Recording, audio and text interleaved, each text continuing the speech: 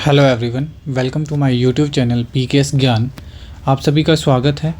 ये जो सीरीज़ चली है सर्वेइंग सब्जेक्ट की पीवाईक्यू सीरीज़ चली है, आज क्लास 12th है। इससे पहले 11 क्लासेस हो चुकी है। अगर आपने वो क्लासेस नहीं देखी है, प्लेलिस्ट में जाकर के ज़रूर देखिए।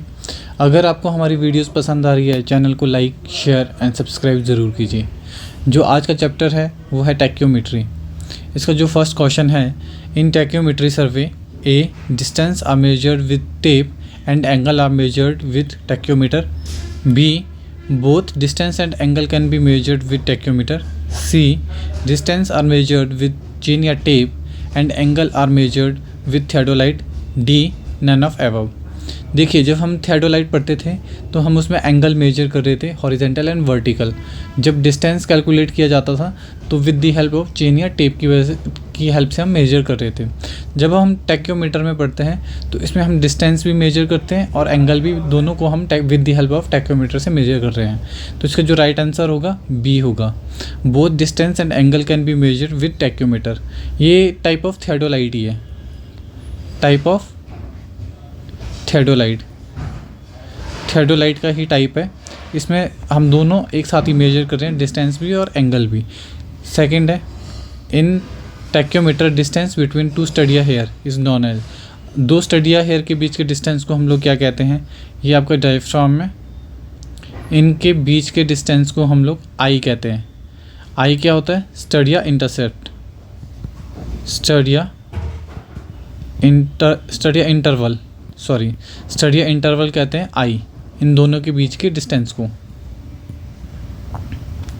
अगर हम लोग स्टाफ में बात करते हैं तो इनके बीच के डिस्टेंस को एस कहते हैं।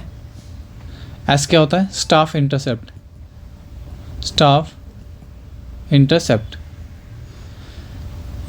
आई होता है स्टडिया इंटरवल। इसका जो राइट आंसर होगा बी होगा। थर्ड है, in which of the following method stadia angle will change. Okay, जब हमारा स्टडिया एंगल चेंज हो रहा है, अगर आई चेंज हो रहा है तो क्या होता है? देखिए, ये फर्स्ट है A fix hair method, B है मूवेबल हेयर मेथड, सी है टेंजेंशियल मेथड एंड डी है all of above.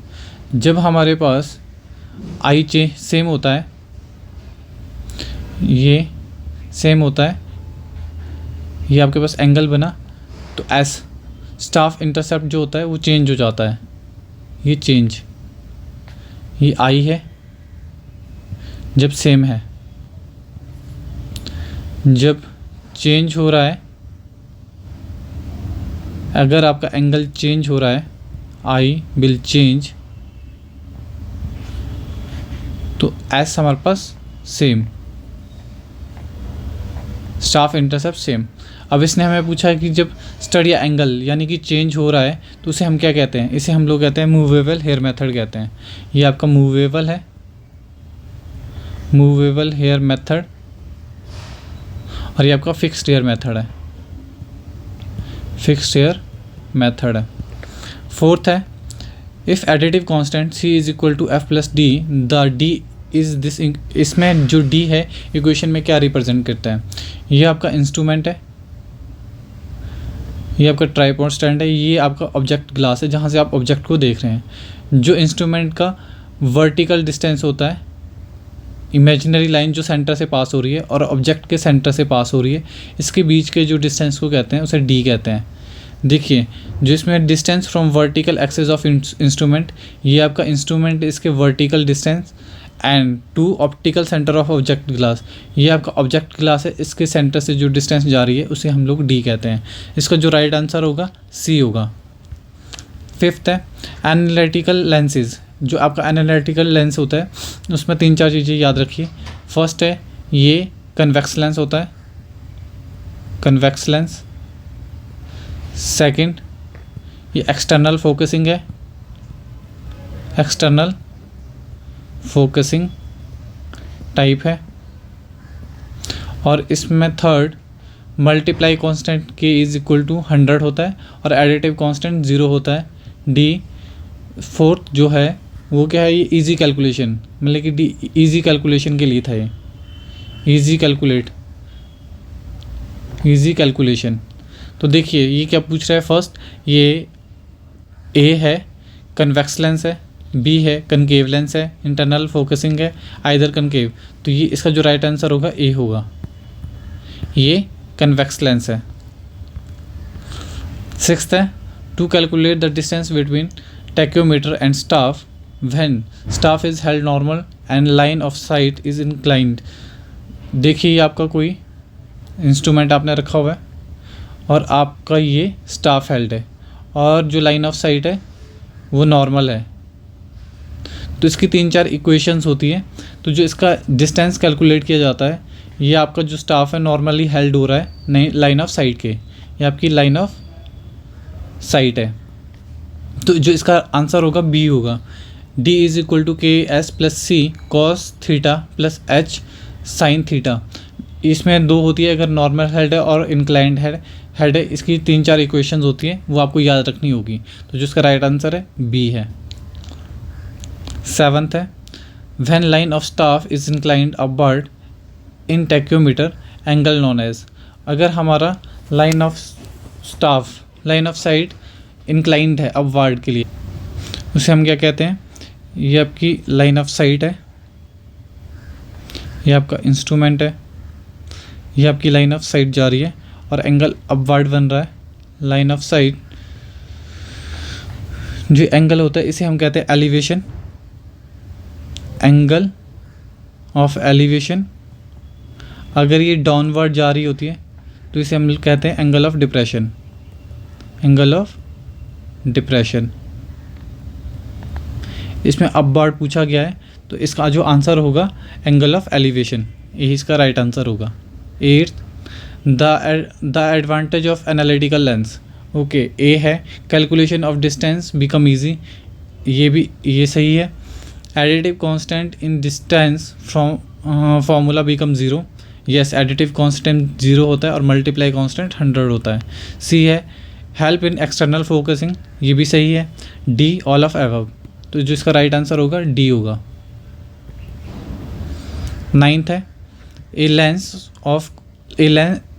a lens or combination of lenses in which following defect is completely eliminated is called aplaneritic।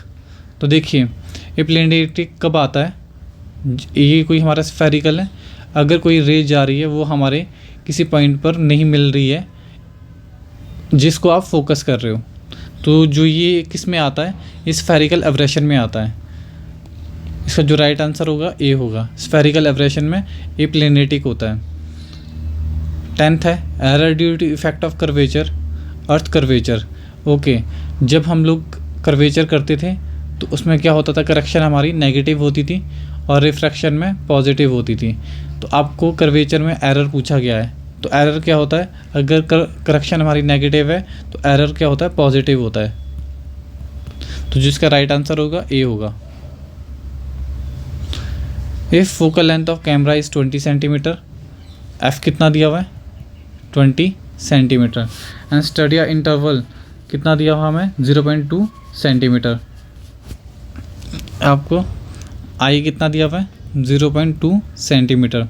हमें क्या निकालना है? Multiply constant के निकालना है। तो के होता है एफ अपॉन आई। ये एफ कितना दिया हुआ है? 20 सेंटीमीटर और ये हमें गिवन दिया हुआ है आई 0.2 सेंटीमीटर। जब हम इसे सॉल्व करते हैं तो इसे सॉल्व करने पर आता है 100 मीटर। इसका राइट आंसर क्या होगा? ए। 12th when diaphragm is not provided with study hair which of the following method is use. Okay, जब आप डायफ्राम प्रोवाइड नहीं कर रहे हो तो कौन सा मेथड आप अप्लाई करते हो? Fixed hair method, movable hair method, tangentially method या एनी ऑफ एबव। जब आपको कोई रीडिंग नहीं लेनी होती है, अगर आपका स्टाफ काफ़ी दूर है और आपको पॉइंट्स नहीं दिख रहे होते हैं, तब हम tangentially method of tacheometer apply करते हैं। जो इसका राइट आंसर होगा सी होगा। 13th horizontal distance obtain by the tacheometry observe. Okay, horizontal distance जब हम लोग निकालते हैं तो उसमें हम लोग ना तो स्लोप करेक्शन प्रोवाइड करते हैं, ना हम टेंशन करेक्शन रिक्वायर्ड होती है। तो जो इसका आंसर होगा do not require slope and tension correction. इसका जो राइट आंसर होगा डी होगा। 14th है the number of horizontal cross hair in a stadia diaphragm, आपको क्रॉस हेयर बताने डायफ्राम में कितने होते हैं, तो ये कितने होते हैं, 3 होते हैं, 3। ये अपर होता है और ये लोअर हेयर होता है, लोअर हेयर। इसको जो राइट आंसर होगा सी। 15th है, which of the following respect are correct match movable hair method में। मूवेबल हेयर मेथड में जब हमने देखा था आई क्या था, जो हमारे पास स्टडिया हेयर था, स्टडिया हेयर मूवेबल हेयर मेथड में वेरिएबल था, तो जो हमारे पास स्टाफ इंटरसेप्ट था वो क्या आ रहा था, कांस्टेंट। तो फर्स्ट लिखा हुआ है the intercept on a levelling staff is kept constant, yes constant था, और जो आपका स्टडिया हेयर था वो वेरिएबल था, तो ये स्टेटमेंट सही है। फिक्स में क्या था, आई क्या था, कांस्टेंट था, और एस क्या था, वेरिएबल था, यानी कि चेंज हो रहा था। फिक्स हेयर मेथड में in intercept of the levelling staff is variable, yes variable है, and stadia hair is fixed, ये स्टेटमेंट भी सही है। और थर्ड क्या लिखा है इन लोगों ने, टेंजेंशियली हेयर मेथड में the stadia hair are not required, yes ये सही बात है कि इनमें स्टडिया हेयर रिक्वायर्ड नहीं होती है, तो जो इसका राइट आंसर होगा सी होगा। All first second and third are correct. 6th है, the multiplying constant of theodolite is, देखिए मल्टीप्लाई कांस्टेंट क्या होता है, F/I, जिसका राइट आंसर होगा ए होगा।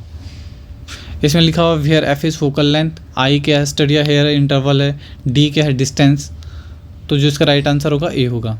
17th है, if the intercept on a vertical staff is observe is 0.75 metre for a tacheometer, the horizontal distance between tacheometer and staff station is, तो देखिए इसका जो कैसे फाइंड करोगे आपको क्या दिया हुआ है, वर्टिकल स्टाफ के बीच का डिस्टेंस एस दिया हुआ है आपको 0.75 मीटर। तो जब हम डिस्टेंस फाइंड करते हैं K इंटू एस प्लस सी हमारे पास जो एडिटिव कांस्टेंट होता है वो 0 होता है, और मल्टीप्लाई कांस्टेंट कितना होता है, 100 होता है। तो D is equal to K is 100 और S कितना दिया हुआ है 0.75 मीटर।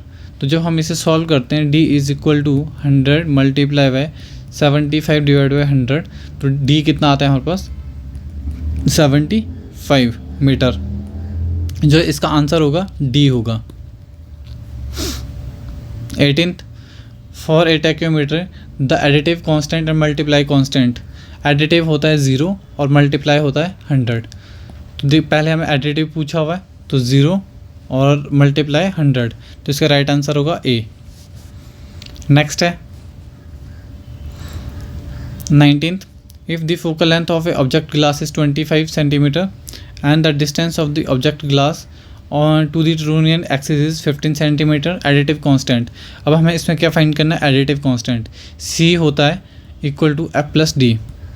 अब फोकल कितना दिया हुआ है हमें, फोकल लेंथ दी हुई है 25, एफ दिया हुआ है 25 सेंटीमीटर, और डी कितना दिया हमें, डिस्टेंस 15 सेंटीमीटर। तो 25 plus 15 centimetre is equal to 40 centimetre, और ये हमें सेंटीमीटर में, यहाँ पे मीटर होगा, मीटर में बताना है, तो ये कितना आ जाएगा 0.4 मीटर। इसका जो आंसर है बी है, बी इसका राइट आंसर होगा। 20th है, if the spacing of cross hair in a stadia diaphragm of a tacheometer is 1.2 mm and focal length of a object glass is 24 centimetre and then the multiply constant of tacheometer is, okay. अब हमें इसमें देखिए given क्या दिया हुआ है, आपको इसमें गिवन दिया हुआ है आई स्टडिया इंटरवल, आई कितना दिया हुआ है 1.2 mm एंड फोकल लेंथ कितना दिया हुआ है, एफ दिया हुआ है आपको 24 सेंटीमीटर। हमने फाइंड क्या करना है, मल्टीप्लाई कांस्टेंट के होता है एफ डिवाइड बाई आई, और एफ कितना दिया आपको 24 सेंटीमीटर, और आई दिया हुआ है, इसे हम लोग सेंटीमीटर में कन्वर्ट कर देंगे 0.12 सेंटीमीटर। जब आप इसे सॉल्व करते हैं तो आपके पास आता है 200। तो जिसका राइट आंसर होगा डी होगा। ये आज हमारे टैक्योमीटर्स के PYQ क्वेश्चंस थे। अगर आपको हमारी वीडियोस पसंद आ रही है, चैनल को लाइक, शेयर एंड सब्सक्राइब ज़रूर कीजिए। मिलते हैं नेक्स्ट वीडियो में। Thank you.